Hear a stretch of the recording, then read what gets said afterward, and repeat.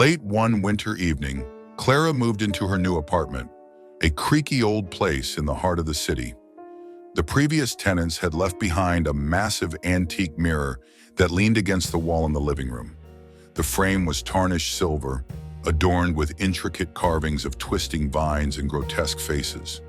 Clara wasn't one for antiques, but the mirror intrigued her. It gave the room character. After unpacking, she decided to wipe off the layer of dust clouding the glass. As her cloth dragged across the surface, she noticed something peculiar. Her reflection didn't mimic her movements exactly. It was subtle, like a half-second lag. She dismissed it as exhaustion. The move had been long and stressful, and her mind was playing tricks on her. That night she fell into a deep sleep, the kind that drags you under like an anchor.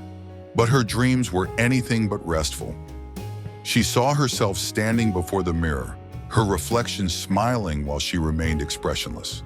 The smile grew wider, stretching unnaturally across its face until it wasn't her smile anymore. The next morning, Clara stood before the mirror, inspecting it in daylight.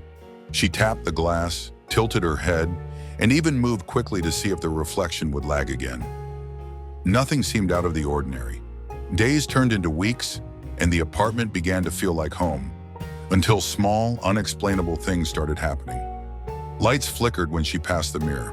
Shadows moved across its surface even when she was alone.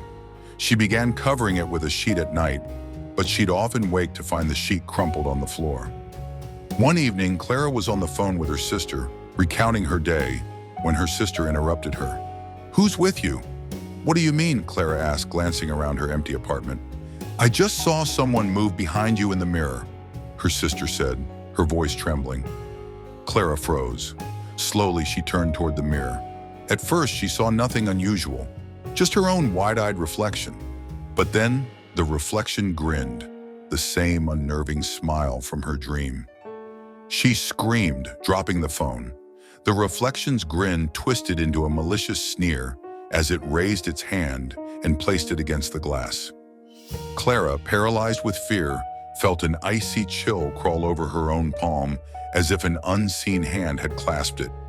The reflection's hand pushed harder, and the glass rippled like water.